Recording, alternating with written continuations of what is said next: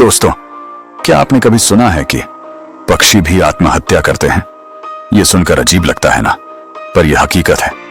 भारत के असम राज्य की पहाड़ियों में बसा है एक छोटा सा गांव जतिंगा, जहां हर साल सैकड़ों पक्षी अचानक मौत को गले लगा लेते हैं। और यह सिलसिला सदियों से चलता आ रहा है। आखिर क्यों? क्या यह प्रकृति का रहस्य है या फिर कोई अदृश्य ताकत? जतिंगा दिमा हसाओ जिले की ऊंची पहाड़ियों में बसा एक बेहद खूबसूरत गांव।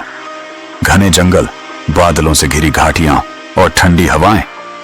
यहां का नजारा किसी स्वर्ग से कम नहीं, लेकिन इस खूबसूरती के पीछे छिपा है ऐसा राज जिसने पूरी दुनिया को चौंका दिया। रात ढलते ही यह गांव डर और रहस्य से भर उठता है, क्योंकि इन्हीं अंधेरी रातों में पक्षी अचानक आकाश से नीचे गिरने लगते हैं। करीब 100 साल पहले गांव के लोगों ने पहली बार यह अजीब नजारा देखा। बरसात खत्म होते ही सितंबर और अक्टूबर की रातों में पक्षी आसमान से गिरने लगे। कुछ घायल थे, कुछ मर चुके थे। गांव वाले घबरा गए। उन्होंने समझा यह जरूर किसी बुरी आत्मा का असर है। कई लोगों ने तो उस जगह को श्रापित मानकर वहां जाना तक छोड़ दिया। धीरे धीरे यह खबर फैलने लगी और जतिंगा का नाम रहस्य की तरह दूर दूर तक पहुंच गया। गांव के बुजुर्ग कहते थे कि जंगल में रहने वाली आत्माएं इन पक्षियों को बुला लेती हैं। कुछ का मानना था यह देवताओं का श्राप है। पक्षियों के चीखने जैसी आवाजें सुनकर लोग और भी डर जाते थे। रात होते ही गांव वीरान हो जाता। लोग अपने घरों में छिप जाते, क्योंकि उन्हें यकीन था कि अगर पक्षी इस अदृश्य ताकत से नहीं बच पाए तो इंसान क्या चीज है। वैज्ञानिकों ने सालों तक रिसर्च की। उन्होंने पाया कि इस रहस्य के पीछे कई कारण हो सकते हैं। पहला, जतिंगा में सितंबर अक्टूबर के बीच घना कोहरा और तेज हवाएं चलती हैं। दूसरा, गांव की रोशनी। रात के समय जलते लैंप और लाइट्स की तरफ पक्षी आकर्षित होकर रास्ता भटक जाते हैं। तीसरा, जतिंगा का स्थान। यह गांव पहाड़ियों पर है, जहां हवाएं पक्षियों की दिशा बदल देती हैं। और चौथा, नाइट माइग्रेशन डिसऑर्डर।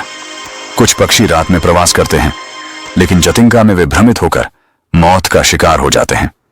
लेकिन सवाल यह है कि सिर्फ जतिंगा में ही क्यों? दुनिया में और भी पहाड़ी क्षेत्र हैं, वहां ऐसा क्यों नहीं होता? क्यों यह घटना सिर्फ सितंबर और अक्टूबर की अमावस्या की रातों में ही होती है? और क्यों सिर्फ कुछ ही प्रजातियों के पक्षी इसकी चपेट में आते हैं?